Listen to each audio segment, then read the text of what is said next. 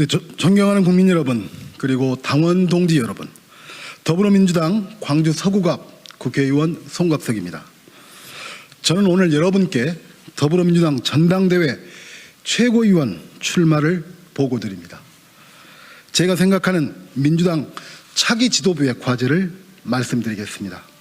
첫째, 민생이야말로 가장 강력한 개혁임을 천명해야 합니다.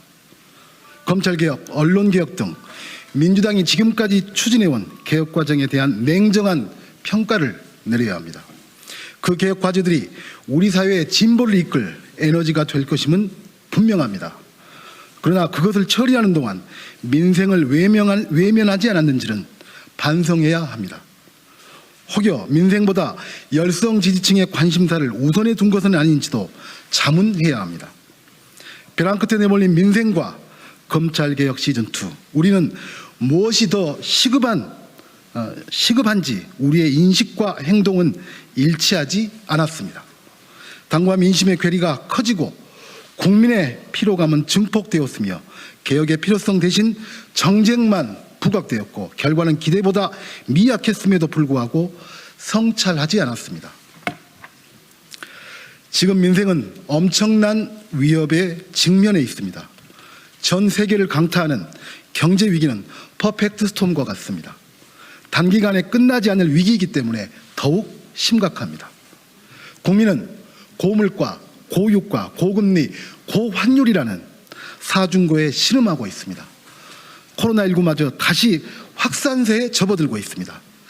같은 실수를 결코 되풀이해서는 안 됩니다. 민생이야말로 최고의 개혁이고 가장 시급한 개혁입니다. 오직 민생에 중심을 두고 달려가는 민주당이 되어야 합니다.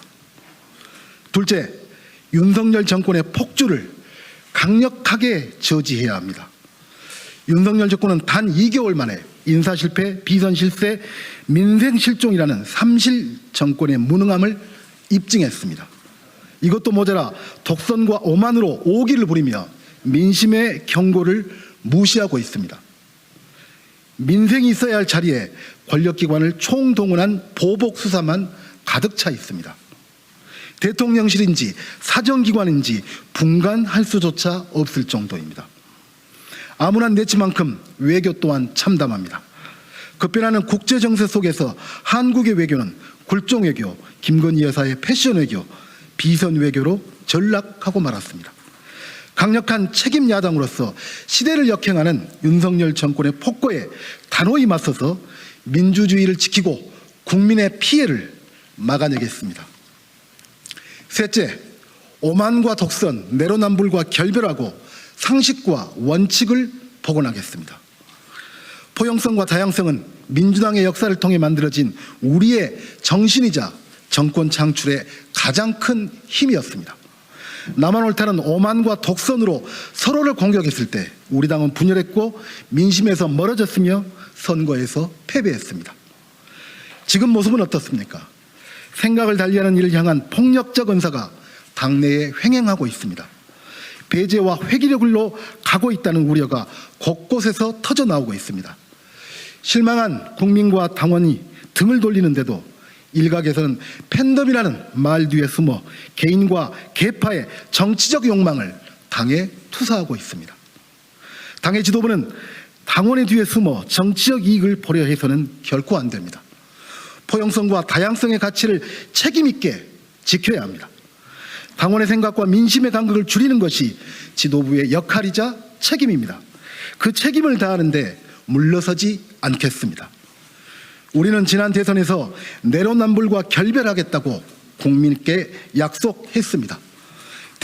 대선 패배 이후 더욱 치열한 반성과 더 큰 쇄신으로 그 약속을 지켜야 했습니다. 지난 지방선거 과정이 그 약속에 부합했는지 다시금 냉정하게 되돌아보아야 합니다. 호남을 포함한 지난 지방선거의 유례 없이 저조한 투표율은 국민이 우리에게 보낸 엄중한 경고입니다. 책임 정치를 회복하고 상식과 원칙이 지배하는 민주당으로 거듭나도록 하겠습니다. 넷째, 시대 변화에 맞춘 민주당의 진보적 가치와 비전을 정립하겠습니다. 민주당은 우리 사회의 진보와 개혁을 지향하며 시대적 과제를 제시하고 해결해 왔습니다. 그 성과가 지금의 대한민국을 만들었습니다. 하지만 과거의 성과가 미래의 비전으로 자동으로 이어지지는 않습니다. 세계적으로 유례없는 낮은 출산율, 불평등과 양극화의 심화, 세대와 젠더 갈등 등 우리가 직면하고 있는 현실은 우리 사회의 진보와 개혁의 방향을 다시금 정립할 것을 요구하고 있습니다. 또한 산업구조, 일자리, 기후변화와 에너지 등을 둘러싼 거대한 변화는 민주당의 가치가 담긴 새로운 비전을 요구하고 있습니다. 지난 대선에서 우리는 이 같은 요구에 제대로 응답하지 못했고 그 결과 대선은 패배했습니다. 현재의 모선을 바로잡고 미래를 향한 희망을 제시하는 것이 진보의 역할입니다. 진보는 지금까지 민주당을 상징하는 가치였지만 미래에도 당연스레 유효할 것이라는 것은 오만이자 착각입니다. 시대 변화에 민감하게 반응하며 비전과 정책을 끊임없이 연구하고 발전시키지 않으면 한순간에 기득권이 될 수 있습니다. 이미 많은 청년이 그렇게 생각하고 있습니다. 86세대 일원인 저부터 깊이 성찰하고 과거의 관성에서 벗어나겠습니다. 민주당의 가치, 진보의 가치를 현재에 맞게 새로이 구축하는 데 앞장서겠습니다. 존경하는 국민 여러분, 그리고 당원 동지 여러분, 저 송갑석은 노무현 정신을 따랐습니다. 문재인의 가치와 함께 했습니다. 이재명 대통령 후보의 승리를 위해 열심히 뛰었습니다. 그러나 저는 친노도, 친문도, 친명도 아닙니다. 계파에 기대고 열성 지지자를 등에 업고 정치를 해본 적이 없습니다. 선거 프로필에 청와대나 행정부 경력 한 줄 없이 도전을 거듭했고 3번의 낙선을 겪고 나서야 국회의원이 될 수 있었습니다. 누구를 공격하며 성장하지도 않았습니다. 특정 계파, 특정 인물과 각을 세우며 몸집을 키우는 정치를 하지 않았고 앞으로도 그럴 생각이 없습니다. 오직 국민을 보고 정치하겠습니다. 어떤 압력에도 굴하지 않고 민심과 상식과 원칙에 근거해서 해야 할 말을 하는 최고위원이 되고자 합니다. 지난 대선에서 광주는 전국 최고 득표율로 정권 재창출의 열망을 전국에 전파했습니다.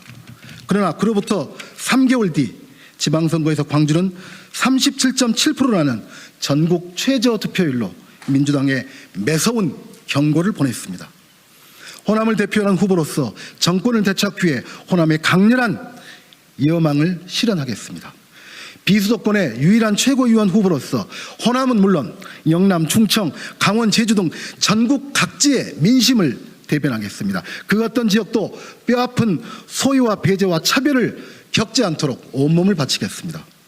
존경하는 국민 여러분, 당원 동지 여러분, 오직 국민과 눈을 맞추고 오직 민심을 두려워하며 오직 최고의 가치를 민생에 두는 민주당, 국민의 민주당을 만드는 일에 저 송갑석을 써주십시오. 감사합니다.